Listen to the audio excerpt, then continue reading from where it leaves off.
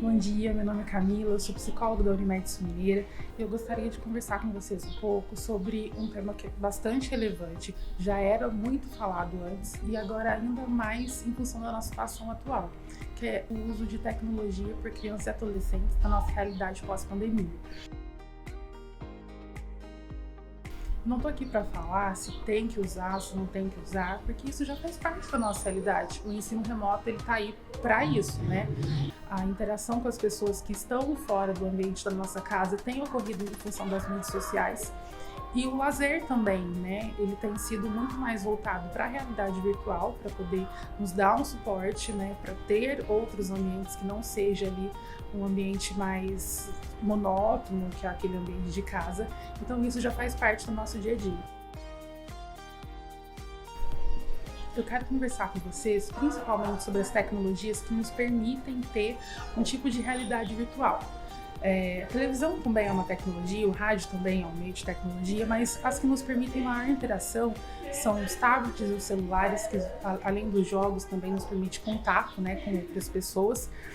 Os videogames, né, porque nos colocam, a gente tem os jogos online, mas também há outros tipos de jogos que nos apresentam outras realidades. Primeiro, a gente tem que deixar de pensar sobre tablet, celular, computador, videogame como acessórios, né? E a gente tem que passar a encarar aquilo que eles nos proporcionam como ambientes. Eles são espaços na nossa vida, assim como o trabalho, assim como parquinho de diversão, porque daí a gente contextualiza tudo isso que está acontecendo conosco.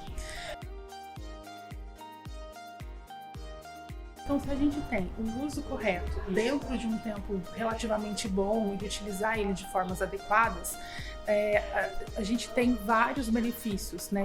Com crianças, a gente tem o aumento da criatividade, a gente pode estimular várias funções cognitivas, como o processo de atenção, o processo de planejamento, né? Interação e até proporcionar uma estimulação das habilidades sociais. O uso de forma indevida e o uso de forma exacerbada, ele traz os contras. E eu tenho contras desde aumento de dor de cabeça, dificuldades com sono, insônia, aumento da ansiedade, dificuldade de habilidade social, porque eu fico tão inserida no meio virtual e quando eu tenho que interagir com outras pessoas no ambiente escolar ou em outras situações, eu não sei como lidar com isso. Então eu só sei fazer isso através do celular e isso pode me trazer complicações, além de aumentar a ansiedade e ter uma dependência muito grande. Sei comer se eu não tiver com o celular do lado. E aí a gente tem uma outra questão, né? Então, assim, na hora que eu tô comendo, eu tenho uma tendência a comer mais ou a deixar de comer porque eu não percebo aquilo que eu tô mastigando, aquilo que eu tô ingerindo, porque eu tô lá conversando, né? Então, assim, como que a gente pode fazer agora nessa realidade, já que isso é uma parte muito importante do nosso dia, para que seja vivenciado de uma forma mais saudável, mais dinâmica, mais interativa entre pais e filhos também, né? Que quando a gente fala de uso da tecnologia dos filhos, interfere na vida dos pais. Então, vamos lá. Uma das principais questões é a gente ter uma certa rotina, principalmente agora que os pais estão em casa. Então, assim, vamos estabelecer e partir do pressuposto de que utilizar celular, utilizar mídia social, utilizar tablet, videogame são espaços da minha vida, né? Então, assim, vamos ter uma rotina.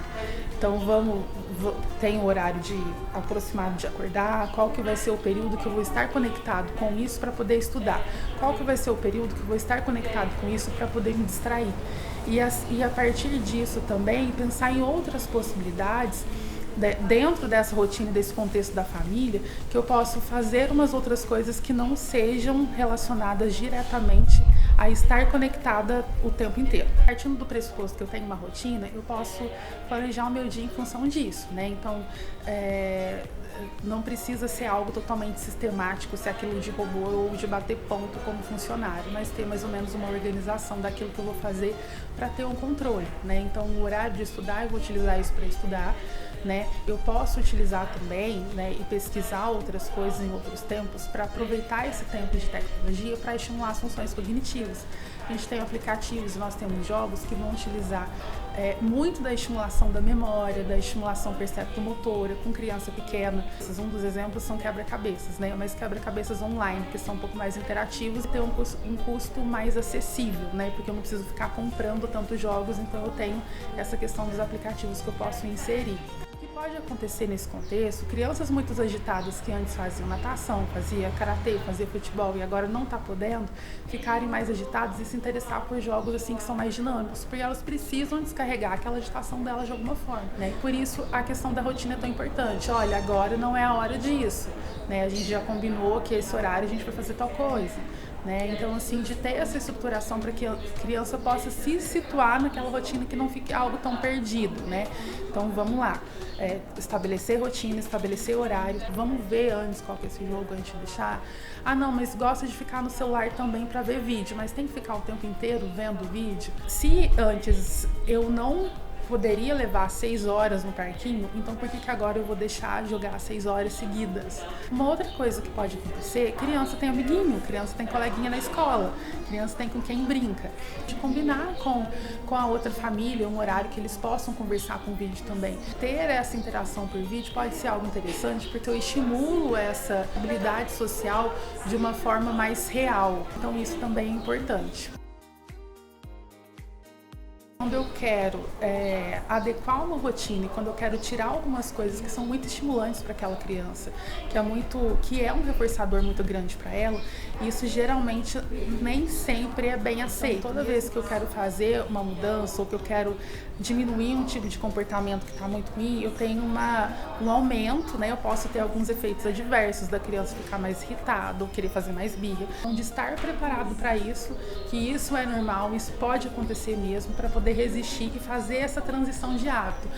A mudança de hábito, ela nem sempre é vista, principalmente pela criança, de uma forma muito tranquila. Então, às vezes, ela vai ter outros tipos de reação, como a birra, para ela conseguir ter aquilo que ela tinha antes. Então, de permanecer firme nesse processo. Como cada um tem uma rotina, é importante a ajuda de um profissional, quando necessário, para poder auxiliar, né, a montar esse tipo de quadro, ou então aí estruturando conforme a necessidade de cada um.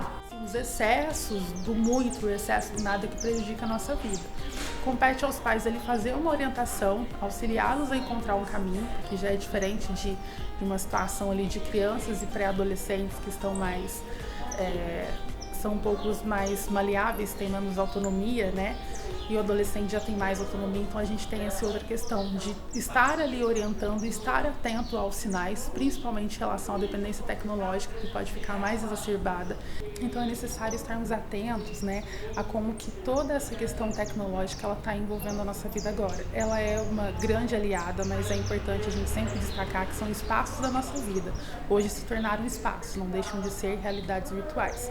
E principalmente aos sinais dos filhos de demonstrar maior dependência tecnológica. Então, há situações e contextos que a criança e o adolescente está tão absorvido ali no celular, tão absorvido ali no jogo, que mesmo sendo chamar pelo nome, a gente não escuta, mas ela escuta se a mensagem chegar. Né? Então, assim, eu estou tão conectado com aquele mundo que eu passo a me desconectar dessas outras coisas.